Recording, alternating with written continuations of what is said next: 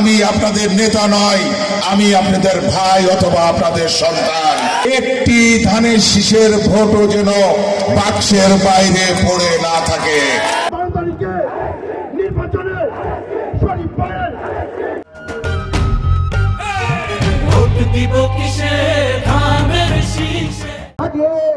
আবারও আপনাদেরকে আগামী 12 তারিখে ধানের শীষ প্রতীকের প্রার্থীকে বিপুল ভোটের ব্যবধানে জয়যুক্ত করে আবারও প্রমাণ করবেন এই আলমডাঙ্গার মাটি বিএনপির ঘাঁটি।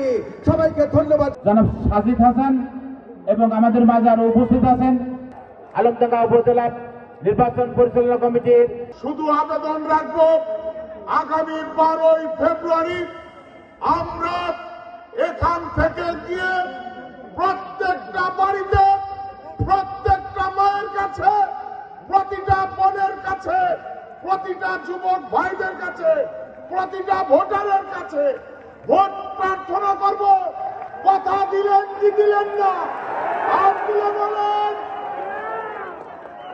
আজকে এখানে যারা উপস্থিত রয়েছেন তারা সবাই বিএনপির নেতা। এই প্রত্যেকটি নেতা প্রত্যেকটি বাড়িতে, আপনার নিজ ইউনিয়নের প্রত্যেকটি বাড়িতে এই 5 দিন পাহারা দেবেন এবং ভোটের দিন সকাল সকাল ভোট কেন্দ্রে যে আপনারা ভোটের ব্যবস্থা করবেন। মাদক মুক্ত সমাজ তৈরি করতে চাই, দুর্নীতি মুক্ত সমাজ তৈরি করতে চাই। আমি আপনাদের নেতা নয়, আমি আপনাদের ভাই অথবা আপনাদের সন্তান। আমি আপনাদের ভাই অথবা সন্তান। আমি আপনাদের সাথে নিয়ে কাঁধে কাঁধ মিলিয়ে বাকি জীবনটা আপনাদের সেবক হিসাবে থাকতে চাই। আপনাদের সুখে দুঃখে বিপদে আপদে আপনাদের সঙ্গী হতে চাই।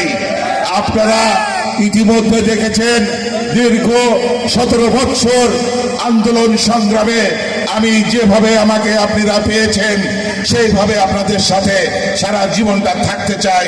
আপনারা সবাই একসাথে ঐক্যবদ্ধ হয়ে আপনারা কাঁধে কাঁধ মিলিয়ে এই 12 তারিখের জন্য আপনারা সবাই দিন রাত পরিশ্রম করে এই 5টি দিন আপনারা চেষ্টা করবেন এবং প্রতিটি ভোট একটি ধানের শীষের ভোটও যেন বাক্সের বাইরে পড়ে না থাকে। একটি ভোট মানে মনে করবেন ওই একটি ভোটের ভিতর দিয়ে আমার পরাজয় হতে পারে। সেই জন্য সর্বোচ্চ চেষ্টা গণনা করে করে বাড়ি গুনে গুনে ভোট গুনে গুনে ভোট পোল করতে হবে।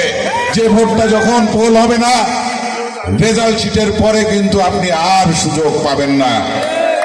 যখন দেখবেন যে একটা কেন্দ্রে 80% ভোট পোল হয়েছে, মনে করতেন যে ইস, যদি এই আর 10% ভোট পোল হতো এখানে মনে হয় আমরা প্রথম হয়ে যেতাম।